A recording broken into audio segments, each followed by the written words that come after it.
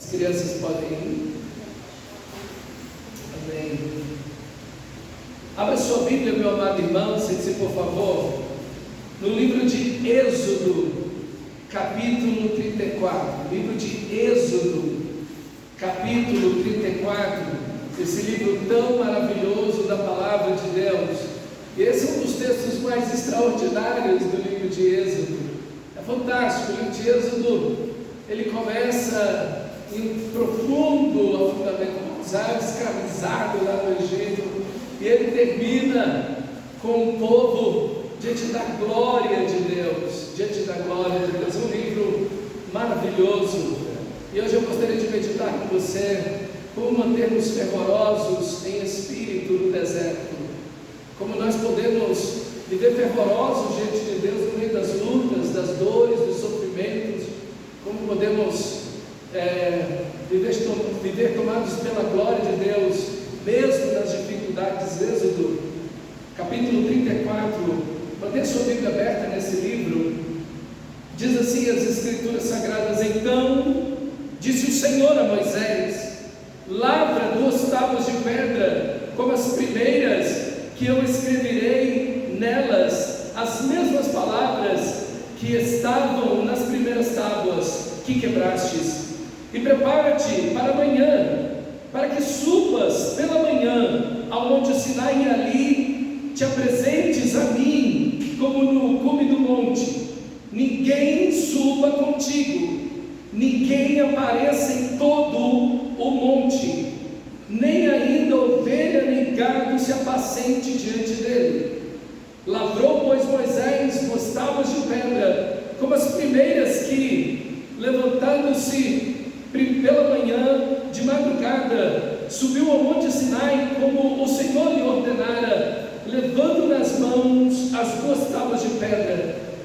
Tendo o Senhor descido na nuvem, ali esteve junto de Moisés, e proclamou o nome do Senhor. E passando o Senhor por diante de Moisés, o Senhor clamou e disse: Senhor, Senhor, Deus compassivo, clemente, longânimo e grande em misericórdia e fidelidade, que guarda misericórdia em 1000 gerações, que perdoa a iniquidade, a rebelião e o pecado, ainda que não inocente o culpado, e visita a iniquidade dos pais nos filhos, e nos filhos dos filhos, até a 3ª e 4ª geração. E imediatamente, curvando-se Moisés para a terra, o adorou e disse: Senhor, se agora achei graça aos teus olhos, segue em nosso meio, vai conosco, Senhor, porque este povo é povo de dura cerviz. Perdoa a nossa iniquidade e o nosso pecado,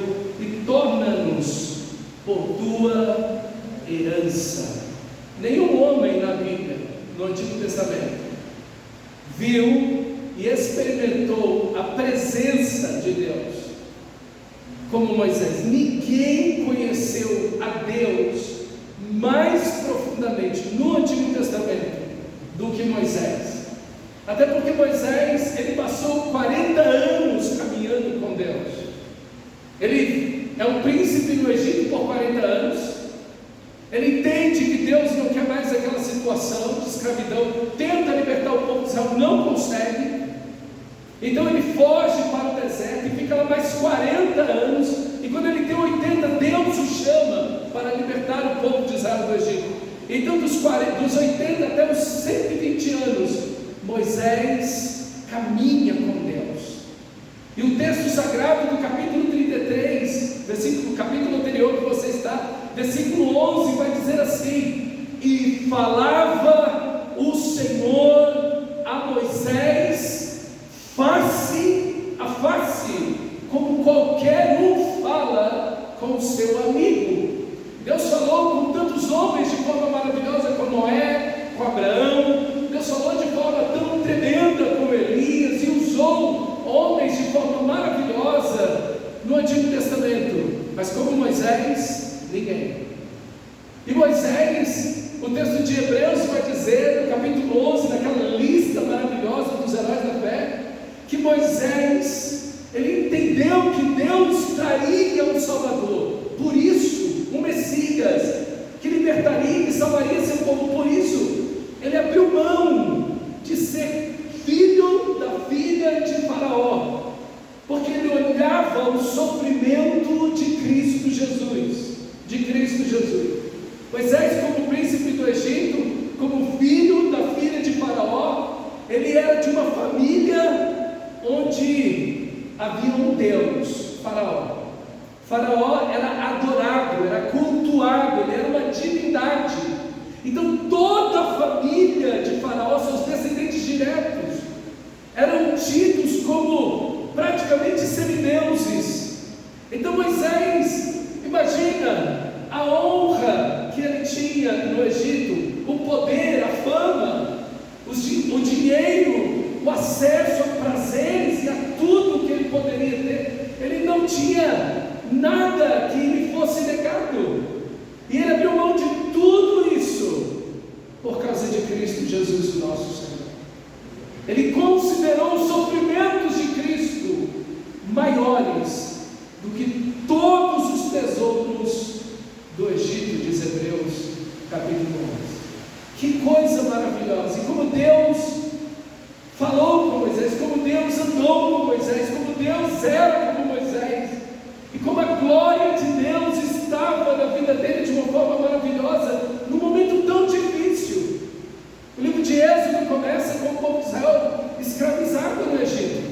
O povo está debaixo da morte, a vara que está sobre eles, na realidade, é a foice da morte, para matá-los e destruí-los, e as crianças, e Moisés é salvo justamente disso. Os meninos nascidos eram jogados no Nilo, para morrerem afogados, comidos por peixes, crocodilos, enfim. E Moisés é justamente livre desta situação. O povo está sendo dizimado, e já tem 400 anos que eles estão ali, mas a graça de Deus está sobre eles, no meio de toda aquela situação, e eles estão sofrendo sobre o cajado, sobre a fúria de faraós que consecutivamente vinham destruindo o povo, tentando eliminar o povo de Israel. E agora esse Deus maravilhoso, grandioso, chama Moisés, esse velhinho de 80 anos, e traz ele de novo para a terra, e manda ele libertar o povo, agora já sem tantas forças, sem influência alguma no Egito. Então Deus começa a mostrar os seus sinais, e praga atrás de praga, sinal atrás de sinal. Deus vai mostrando que os deuses do Egito não são deuses, mas são apenas criaturas que obedecem às ordens do próprio Deus, que obedecem o Senhor da glória. É tremendo, irmãos, porque você imagina a ordem que Deus dá a piolhos, e eles se multiplicam na terra de uma forma que eles viram como pó da terra. Imagina, você vê um lugar onde o pó do chão, assim, no meio da rua, em todo lugar, é piolho, só que não havia nenhum piolho aonde a nação de Israel, na cidade onde o povo de Israel morava, um piolho. Você vê que Deus dá ordem a um piolho, só ninguém vai lá. As moscas, o negócio difícil de controlar, voa para todo canto, os negócios esquisitos, só tinha no povo egípcio, não tinha uma mosca, todas as que tinham lá contra o povo egípcio, não ficou uma lá, fora as outras que Deus protegendo o seu povo, Deus guardando o seu povo, Deus mostrando o seu poder de uma forma extraordinária, meus irmãos. E o povo de Israel sai do Egito ali com a festa da Páscoa, e essa é a história de todo cristão verdadeiro. Estávamos escravos no Egito, escravos do pecado, escravos do diabo, condenados à morte. Deus vem e nos liberta pelo seu amor, seu poder, e na Páscoa derrama o sangue do Cordeiro de Deus que tira o pecado do mundo. E ali na Páscoa, pelo sangue do Cordeiro, o povo de Israel sai do Egito liberto, e somos batizados, como diz Paulo em Coríntios. Todos nós também fomos batizados no mar e na nuvem, assim como o povo de Israel ao passar pelas águas. Da mesma forma, as Assim também, quando nós nascemos de novo, nós vamos ser batizados para a glória de Deus. E agora, o Senhor da glória os tem diante do Monte Sinai. E depois de tudo isso, depois de todas essas maravilhas, Moisés está 40 dias e 40 noites no monte, registrando as leis de Deus, os 613 mandamentos da lei de Moisés, da lei do Senhor. E o povo lá embaixo faz um bezerro de ouro e diz: esses são os deuses que te tiraram da terra do Egito. Irmãos, Moisés desce com as tábuas do 10 mandamentos e quebra aquelas tábuas na frente do povo. Vocês quebraram a aliança. Eles esmiuçam tudo aquilo e faz o povo beber aquilo. E Deus, na sua ira, se levanta contra o povo de Israel. Mas aqui está Moisés, e esse é o ponto do texto. O Senhor ordena que Moisés volte a ele. Como manter-se, irmão, fervoroso diante de tudo isso? Lutas, problemas, rebeliões, murmurações por 40 anos no deserto. As pessoas vão se levantar contra Moisés e dizer: vamos levantar um outro líder para nos levar de volta para o Egito. E Deus, na sua misericórdia, fazendo cair e chover pão e dando água para esse povo por 40 anos no deserto. A roupa não se gasta, a sandália não quebra, os pés não incham. Deus está cuidando de mais ou menos 6 milhões de pessoas no deserto, fora os animais deles, com alimento, com tudo. E o povo ingrato, rebelde.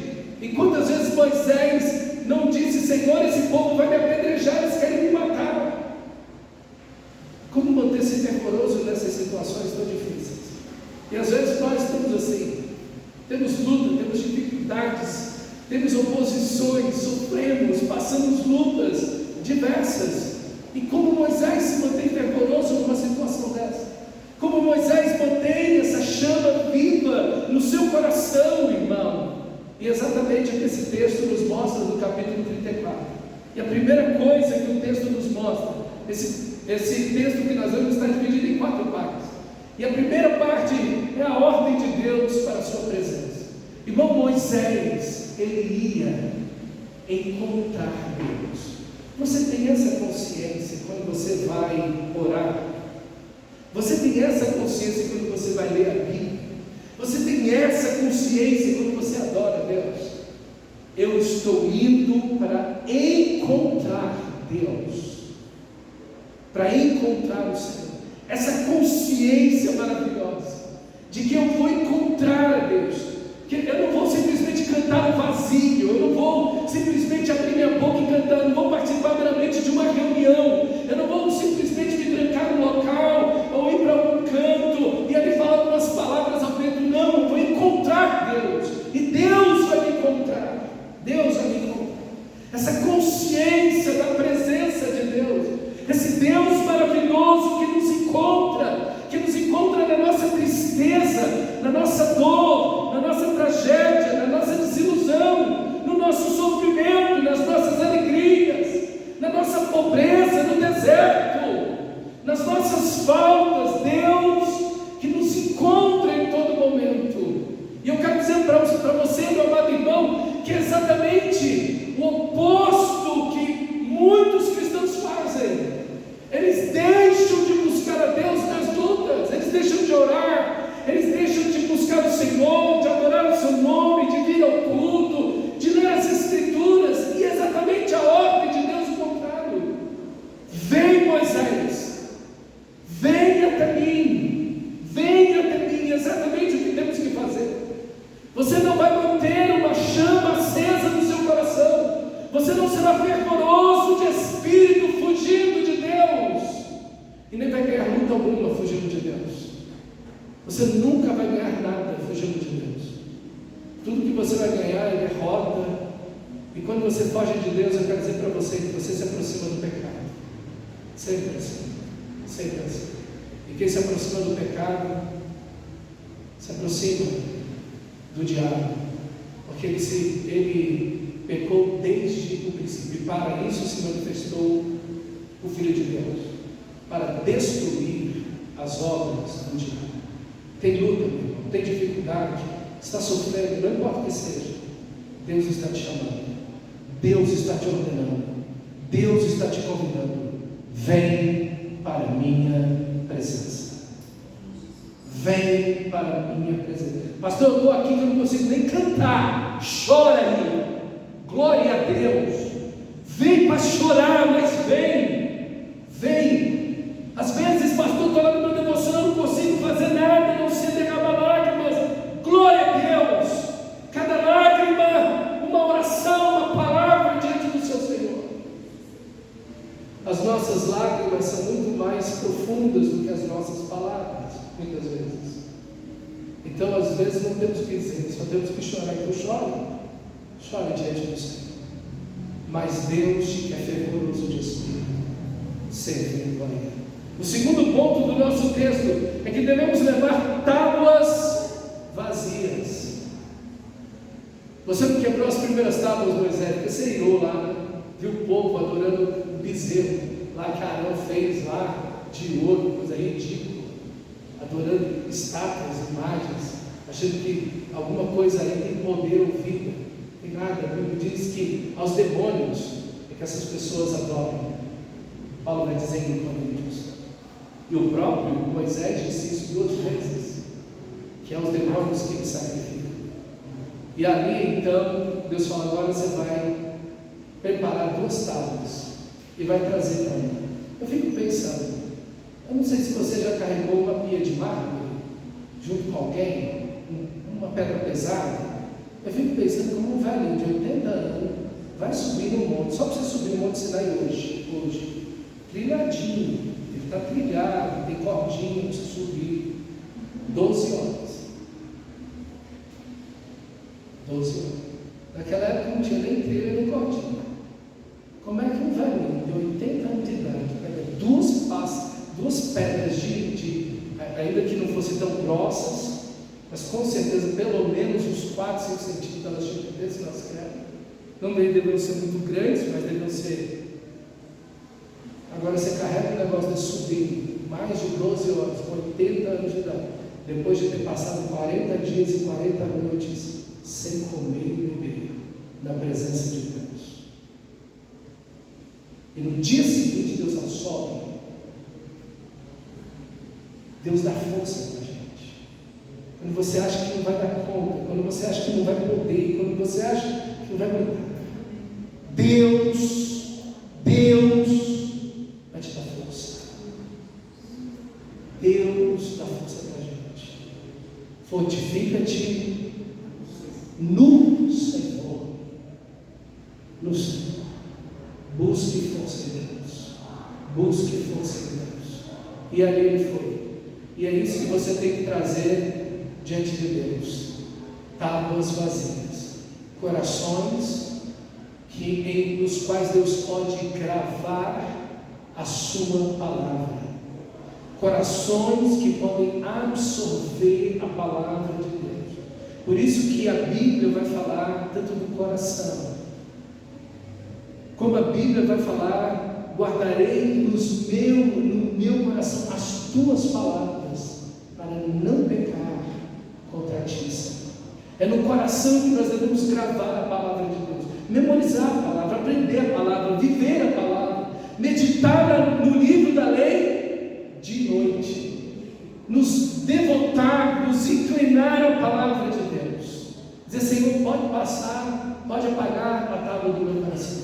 Escreve a tua palavra.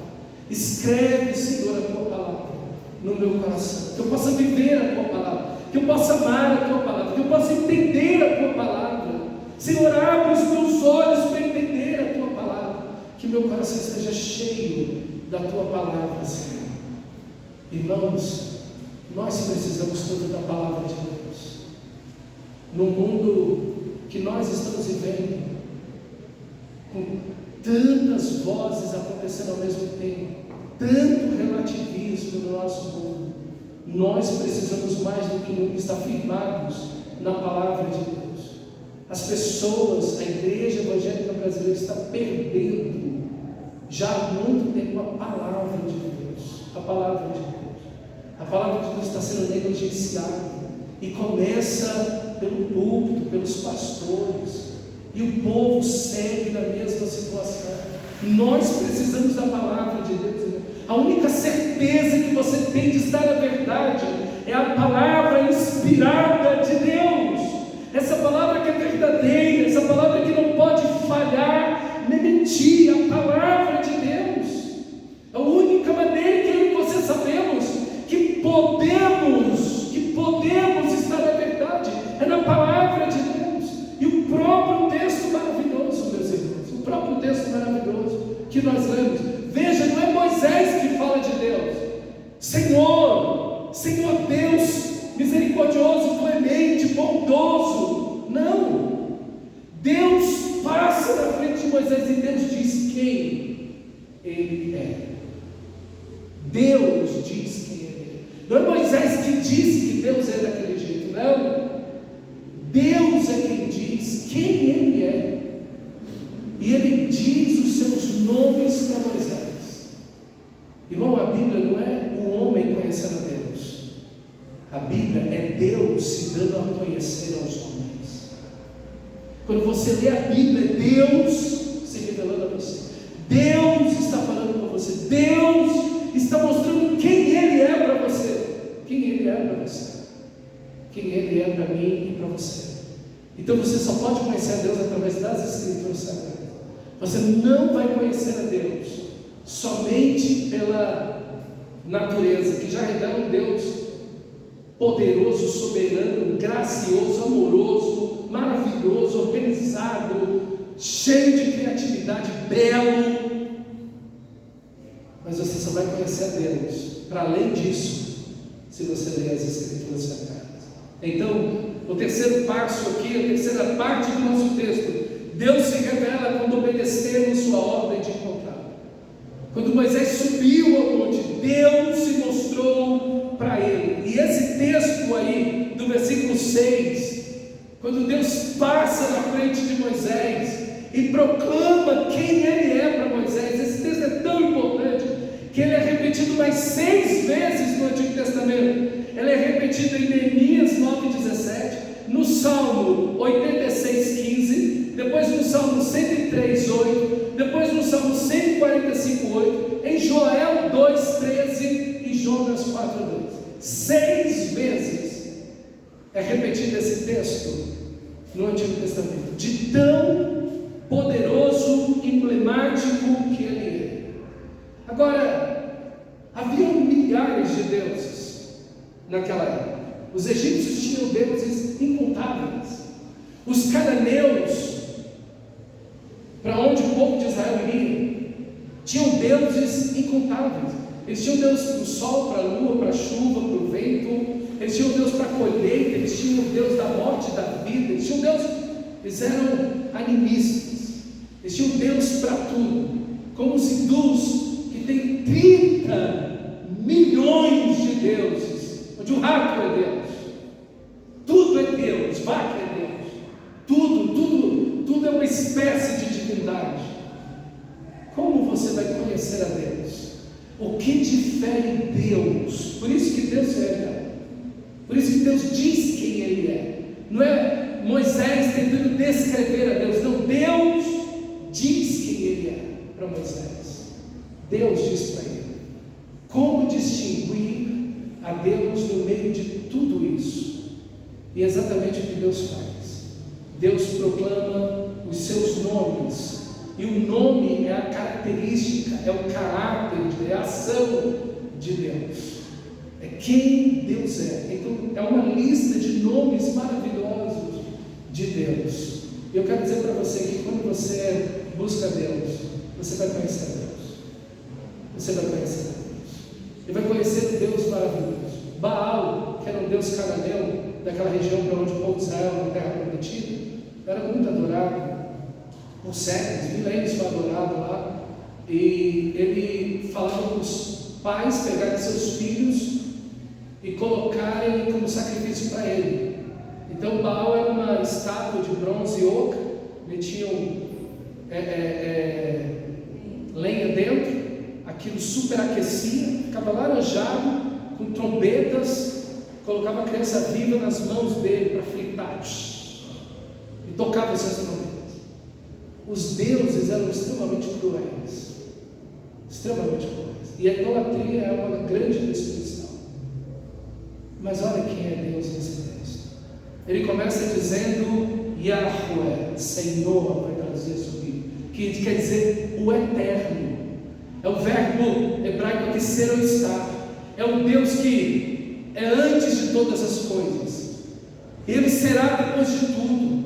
É um Deus que não está no tempo, mas Ele é o Pai da eternidade. Ele é o Alfa e o Ômega, o princípio e o fim, o primeiro e o único. Ele é o único soberano. Ele é o todo-poderoso. Ele é o Senhor de tudo que existe. Ele é o Criador. Porque se Ele é o eterno, nada do que foi feito se fez sem Ele. É isso que João vai dizer. É isso que João vai dizer no capítulo 1. Aqui nós temos o eterno se revelando o todo-poderoso Criador, mas também o sustentador de tudo que existe, de tudo que há. Então, quando nós lemos esse texto, nós estamos atingindo diretamente toda a mentira da idolatria. Nós estamos atingindo toda a mentira que a idolatria produz.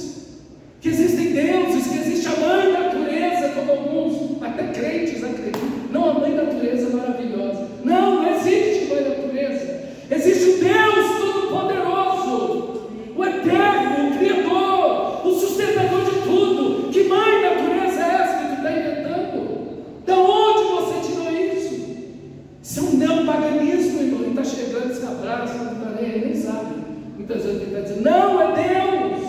Deus em cada gota de chuva derramada por sua mão poderosa, em cada raio de sol que Ele dá, porque o sol é dele e a chuva é dele, e Ele sustenta tudo e todos. Glória a Deus por isso. Ele que enche de paz o seu coração, alegria, mas também enche os seus pulmões de ar. É Ele, Deus, o Criador e o sustentador de tudo. Yahweh, o Eterno, antes de tudo e depois de tudo.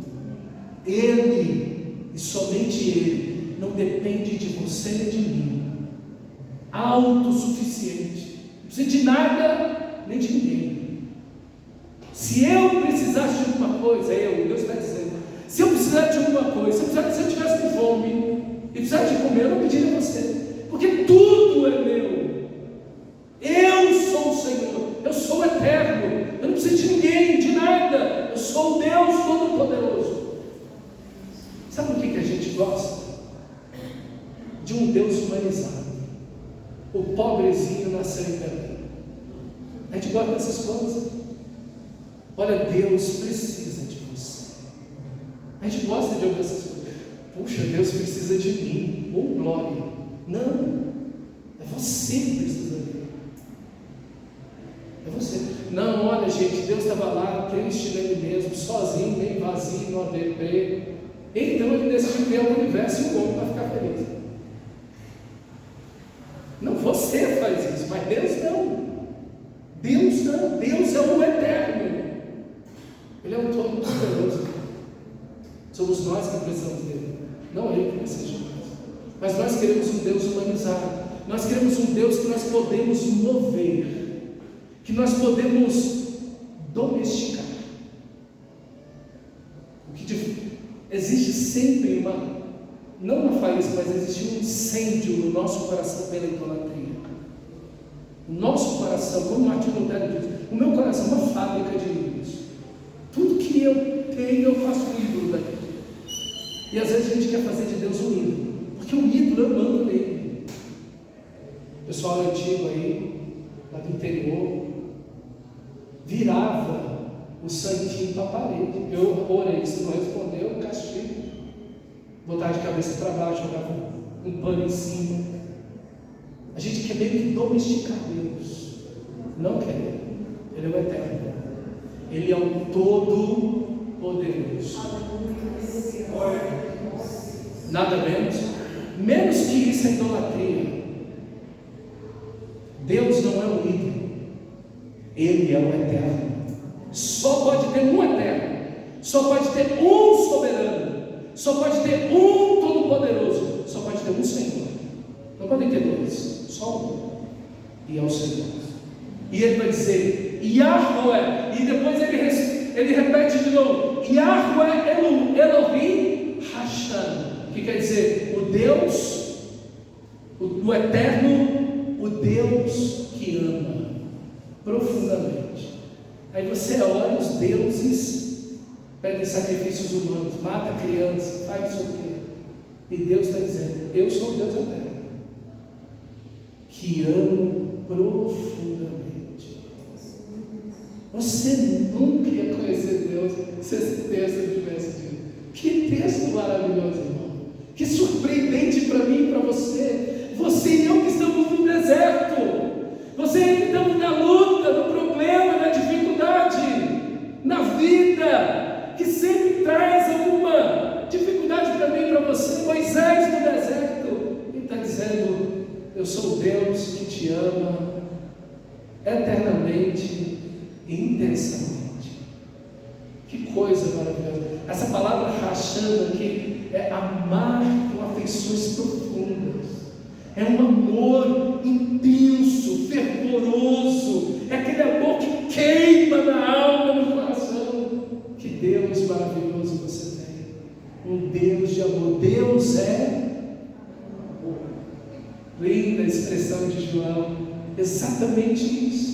Esse Deus de amor, esse Deus maravilhoso, que nos ama tanto, mas Ele também, o texto diz, Ele é clemente, literalmente Ele é gracioso, Ele mostra favor e piedade. Deus não é como as pessoas acham, duro, inflexível, agudo, rígido, estou doidinho para poder ver você pecar, que eu vou acertar com tudo. Não, as pessoas acham que Deus é assim, que Deus é desse jeito. Não, o texto está dizendo para mim que esse Deus de um amor tão profundo, tão maravilhoso, é um Deus cheio de graça, favor e piedade. Mas Ele também é longânimo, diz o texto, está longe da ira. Ele é paciente, Ele espera o arrependimento. Por isso que a gente fica muitas vezes assim: se eu fosse Deus, já tinha passado por cima de fulano, Beltrano, Ciclano, já tinha mandado seguir para o inferno, assim e assim. E você vê Deus, Ele é longânimo, Ele espera o arrependimento, Ele aguarda o arrependimento, Ele livra as pessoas na esperança do arrependimento. Deus, Ele é longânimo, Ele não castiga definitivamente. Até a disciplina de Deus é processual e tem um objetivo: conduzir a mim e a você ao arrependimento. Não é para destruir a gente, é para conduzir a gente ao arrependimento, para Ele, de volta para Ele. Ele é longânimo, mas Ele é grande, Ele é transbordante em misericórdia, em bondade, em fidelidade, em gentileza. Essa ideia dessa palavra aqui é ser doce, é ser gentil, amável, carinhoso. Que Deus você conhece, pastor? Tem gente servindo aos ídolos em tanto lugar, debaixo de tanto sofrimento, tentando convencer a Deus. Não estou tentando ganhar o coração de Deus, estou tentando dobrar o coração de Deus, estou tentando convencer, estou tentando botar na mente de Deus uma boa ideia que eu tive. Porque eu amo tanto, e eu quero que Deus ame da mesma maneira. E tem essas coisas. A gente quer colocar no coração de Deus uma bondade, como se a gente fosse mais bondoso do que Deus, mais amoroso, mais misericordioso. Não, nós somos. Mas Deus é tudo. Você sente isso quando você ora? Você pensa nisso? Às vezes brota isso no seu coração. Você precisa dizer para Deus: Senhor, eu quero te pedir perdão. Eu tenho uma visão tão equivocada de ti, tão distante de ti, porque eu estou te vendo como o meu inimigo, Deus, e eu estou tentando, por meio da minha oração, às vezes do meu jejum, dobrar o Senhor, vou colocar o Senhor numa direção que seja boa. E às vezes a gente começa a imputar a Deus a maldade pelo pecado dos outros. A pessoa pecou. A pessoa fez um monte de coisa errada. E a gente faz o quê? Por que Deus está deixando isso? Por que Deus está permitindo isso? Está vendo? A gente coloca a culpa em Deus. Quando a gente está no deserto, não conhece Deus, a gente vai achar que todas as lutas que nós estamos passando é meio que um castigo de Deus contra nós. E a gente, no lugar de buscar a Deus, vai se voltar contra o próprio Deus, achando que Deus está contra mim. Eu quero dizer para você que Deus é doce e gentil. Ele disse isso dele mesmo. Eu amo profundamente. Eu sou gracioso e piedoso. Eu mostro favor. Eu sou longânimo. Eu sou paciente. Eu não vou disciplinar definitivamente, mas vou levar você ao arrependimento. Eu sou gentil, fiel e doce, cuidadoso. A ideia dessa palavra. Ele transborda isso, mas ele também transborda grande em fidelidade. É alguém que você pode confiar, é alguém que é uma rocha. Por isso que Moisés vai dizer: eis a rocha, dizendo de Deus, eis a rocha, ele é a montanha inabalável. Eu posso firmar minha vida, porque Deus é confiável. Deus não vai mentir, Deus não vai falhar. Deus é bom. E quando as coisas ruins acontecerem na minha vida, Deus continua bom. Porque a gente tem a ideia de que Deus é fiel quando alguma coisa boa acontece com a gente. Deus é fiel, glória a Deus. Deus é bom, porque tem uma coisa certa para mim. Mas Deus também está no nosso sofrimento, na nossa dor, na nossa luta. Porque Ele nos ama, porque Ele corrige ao filho que ama e açoita todo aquele a quem Ele quer bem. Então esse mesmo Deus maravilhoso é o mesmo Deus que você pode repousar nele. Aonde você está? Você está no meio da rua? Ou você está numa montanha alta e elevada, onde os inimigos não podem te atingir? Às vezes, se você se sente no meio da rua, aquele que habita no esconderijo do Altíssimo, à sombra do Onipotente, descansar. Está descansando? Está descansado? Está cansado, sobrecarregado? Disse Jesus: eu vos aliviarei. O que você precisa fazer? Aquele que habita, não aquele que vai lá de vez em quando, mas aquele que habita no esconderijo do Altíssimo, à sombra do Onipotente, descansar. Deus é o meu refúgio e a minha fortaleza, socorro bem presente na angústia. Meus irmãos, por isso não temeremos. A terra vai se abalar, o mundo vai, mas estamos nas mãos soberanas de Deus. Fervorosos, apaixonados. Como você vai amar Deus assim? Como você vai estar apaixonado por Deus? Não é verdade? Você ama tanta coisa ruim. Você gosta de umas comidas, às vezes, ruim demais. Às vezes você gosta de umas situações, você fala: meu Deus, por que você gosta disso? Mas olha esse Deus maravilhoso. Como não amar? Como não amar a esse Deus de amor? E Jesus é a imagem do Deus invisível. Ele é exatamente o resplendor da glória e a expressão exata de Deus. Quando você olha para Jesus, você vê todas essas características dele. Não é verdade? Tudo isso você, quando olha, enxerga Jesus. E o Verbo se fez carne e habitou entre nós, cheio de graça, de amor, como esse texto diz, de verdade. E vimos a sua glória, a glória como do unigênito do Pai. E a quarta atitude no texto, a quarta parte do texto, é que nós devemos adorar a Deus. Imediatamente, diz o versículo 8: curvando-se Moisés para a terra, adorou o Senhor. essa adoração pessoal que Moisés está dando a Deus. Não tem ninguém ali perto, não tem espectadores, ele não está no culto público, está ele e Deus, só, e aí ele adora a Deus, ele expressa seu amor, sua gratidão a Deus, ele entrega a sua vida, ele também diz que ama a Deus, ele está admirado de Deus, ele está tomado de admiração, de êxtase por Deus, por quem Deus é, pela sua glória, a sua majestade, o seu amor, a sua bondade, que desceu, que veio, que ouviu, que viu o sofrimento do povo de Israel, que veio e desceu e libertou a nação de Israel daquele cativeiro.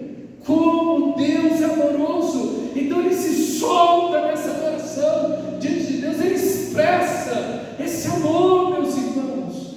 A essência do fervor espiritual é o amor de Deus, é o amor de Deus. Quanto mais a graça de Deus você conhece, quanto mais o caráter gracioso de Deus você conhece, mais, meu irmão, você o ama, mais você o ama. Mas o nosso texto ainda mostra no versículo 7, perdeu por ler o versículo 7, que guarda a misericórdia em 1000 gerações, que perdoa a iniquidade, a rebelião e o pecado, ainda que não inocente o culpado. Que texto maravilhoso! Esse Deus tão especial, tão tremendo, Ele guarda a misericórdia por 1000 gerações. Você está obedecendo a Deus hoje? 1000 gerações serão abençoadas por você. Você está vivendo o Evangelho hoje? Você está conhecendo a Deus hoje? Você está obedecendo a Deus hoje? Isso será uma grande bênção para os seus filhos. Isso será uma grande bênção para os seus netos. Isso será uma grande bênção para as gerações futuras. Mas você tem que viver o Evangelho hoje. Não é simplesmente ouvir de Deus, saber de Deus, mas viver com Deus e viver para Deus. É bem diferente. É bem diferente. Hoje, 80% dos filhos dos crentes não estão na igreja. 80%. Mas o texto está dizendo que Deus vai abençoar 1000 gerações. Onde estão os filhos dos crentes? O mesmo Deus que diz que vai abençoar 1000 gerações, Ele diz: você vai ensinar para o seu filho que Deus é o único, que esse Deus você vai amar com toda a sua alma, com todo o seu corpo e com tudo que você tem, e que você vai ensinar as Escrituras para ele. Esse amor você vai transmitir ao seu filho. Aqui, irmão, é o fervor do pai transmitido aos filhos, é o fervor da mãe transmitido aos filhos. É uma paixão, é um ardor, um fervor espiritual que nós transmitimos. E se não houver esse fervor em nós vamos transmitir uma religião chata, vazia, dura, que simplesmente cobra as pessoas por alguma coisa, e não vamos apresentar esse Deus de amor que aqui no texto está. Não vamos apresentar esse Deus maravilhoso que o texto está nos dizendo. E olha o texto, o mesmo Deus de amor, Ele perdoa a iniquidade, Ele perdoa a maldade do pecado, que é o veneno do pecado, mas Ele também perdoa a rebelião. Isso é a obstinação. Eu vou fazer tudo contra Deus, e não importa o que Deus se diga, eu vou contra Deus. Todos nós já fizemos isso várias vezes. Deus perdoa esse pecado também. Deus perdoa, tem consequências, mas Deus perdoa esse pecado. E Deus perdoa todo o pecado. Por isso que Ele termina com a palavra pecado aqui. Ele perdoa qualquer pecado. O único pecado que não tem perdão é aquele que você resistiu a Deus até o fim da sua vida. Eu não quero Deus, eu não quero Deus, eu não quero a salvação, eu não quero Deus, e você morre fazendo isso. Isso é o pecado contra o Espírito Santo. Você não quer Deus de jeito nenhum, morre nessa condição. Meus irmãos, mas o texto diz: e visita a iniquidade dos pais dos filhos, e nos filhos dos filhos até a 3ª e 4ª geração. O pecado, irmão, ele tem o poder de propagar-se pelas gerações. Vícios, maus costumes, rebeliões contra Deus, paixões e vícios são transmitidos geração após geração, geração após geração. E os filhos vão aprendendo com os pais os seus próprios pecados. Mas olha Deus justo. Ezequiel 18:20 diz assim: A alma que pecar, essa morrerá. O filho não levará a iniquidade ou o pecado do pai, nem o pai levará a iniquidade ou o pecado do filho. A justiça do justo ficará sobre ele, e a perversidade do perverso cairá sobre ele, porque Deus nunca disciplina além da medida. Porque se Deus desse um castigo maior do que eu mereço, Deus seria injusto. Assim como Deus também seria injusto se Ele desse um castigo menor do que eu mereço. Cada um receberá segundo as suas obras. Deus, e veja, não há um conflito em Deus. Deus não está em crise existencial. Eu não sei se eu sou amoroso ou justo. Eu não sei se eu sou misericordioso ou disciplina. Deus não está na crise. Você está na crise. Mas Deus não está em crise. Ele é amoroso, mas ao mesmo tempo Ele é justo. Ele não deixa de punir, Ele não inocenta o culpado. Então não ore para Deus fazer algo errado. Não ore para Deus produzir uma injustiça. Deus é justo e ponto. Ok? Deus é justo. Meus irmãos, nós precisamos olhar quem Deus é. Deus não é o que a cultura diz que Ele é. Deus não é o que as pessoas acham que Ele é. Deus não é o que você pensa que Ele é. Deus é o que a Bíblia diz que Ele é. Você quer conhecer Deus? Para a Bíblia. Para a Bíblia. Deus é o que Ele diz que Ele é. E nós precisamos ficar nas Escrituras Sagradas. E o resultado disso é o versículo 29 do capítulo 34. Olha comigo. Ao descer do monte Sinai, com as duas tábuas do testemunho na mão, Moisés não sabia que o seu rosto resplandecia por ter conversado com o Senhor. Quando Arão e todos os israelitas viram Moisés com o rosto resplandecendo, tiveram medo de se aproximar dele. Ele, porém, o chamou. Arão e os líderes da comunidade voltaram-se para ele. Moisés falou com eles. Depois todos os israelitas se aproximaram, e Moisés lhes transmitiu todos os mandamentos que o Senhor lhes havia declarado no monte Sinai. Quando acabou de falar com eles, cobriu o rosto com o véu. Toda vez que entrava para estar na presença do Senhor e falar com o Senhor, tirava o véu até sair. Quando saía e encontrava os israelitas, tudo o que lhes havia sido ordenado, eles ouviam e viam o rosto de Moisés resplandecer. Então de novo Moisés cobriu o rosto com o véu e entrava até entrar para falar com o Senhor. Irmão, quando você está vivendo fervorosamente, sua alma brilha, seu coração resplandece. Aqui Moisés, literalmente, o rosto dele resplandeceu. Que coisa maravilhosa! A glória de Deus tomou a vida desse homem. Um fervor maravilhoso tomou sua alma.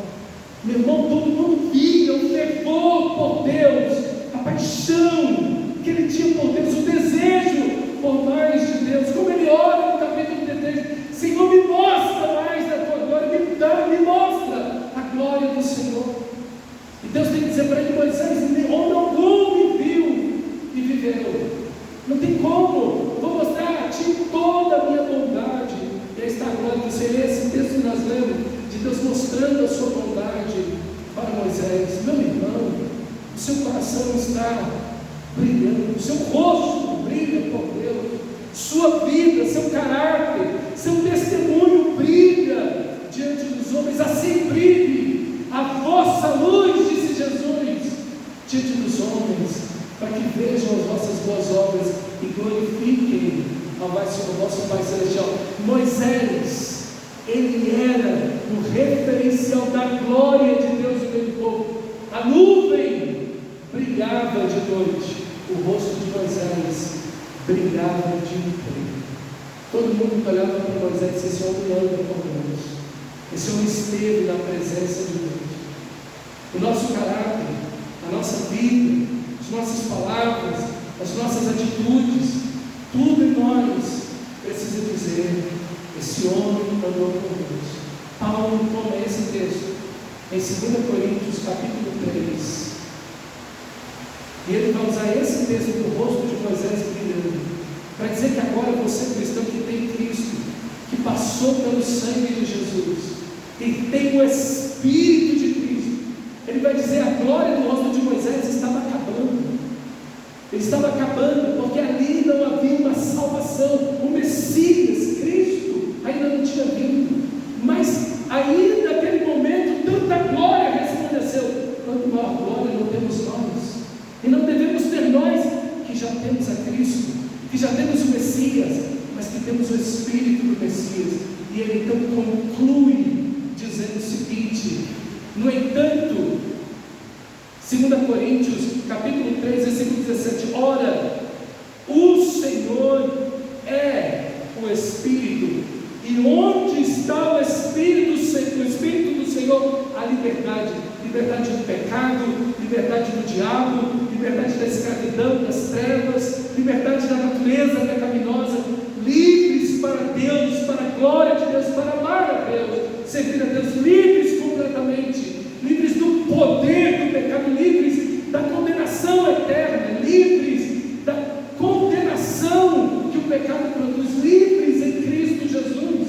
Ele vai dizer: olha onde está o Espírito do Senhor, aí a liberdade. Assim todos nós, com a face descoberta, contemplamos a glória do Senhor, e a glória do Senhor é Cristo Jesus. Contemplamos a glória do Senhor, estamos sendo transformados à sua imagem, com glória cada vez maior, a qual vem do Senhor essa glória, que é o Espírito. Quanto mais conhecemos a Cristo, quanto mais amamos a Cristo, mais glória, mais brilho, mais fervor, mais paixão, mais serviço, mais entrega, mais vida de Deus haverá em nós. Isso que esse texto é, essa a aplicação de Paulo. Você está sendo transformado à imagem do Senhor, de glória em uma glória que cresce. É uma glória que cresce. Se eu vi a glória do Senhor quando era novo convertido, eu estou vendo muito mais depois de 30 anos. Por isso o erro: quando eu era novo convertido, era tremendo aquele tempo de oração. Que isso? A glória é para crescer. Você está olhando, vivendo na micharia agora, e olhando para trás como se tivesse vivido uma glória. Não! O texto sagrado está nos chamando a uma glória cada vez maior, cada vez mais crescente, cada vez mais parecidos com Cristo, cada vez amando mais a Cristo, cada vez mais parecidos com o nosso Senhor. Na nossa força, não podemos, mas pelo Espírito do Senhor, pelo Espírito do Senhor. Vamos ficar em pé e pedir ao Senhor: Senhor, faz o nosso coração, nossa alma, nosso espírito reluzir a tua glória, nosso caráter, a nossa vida.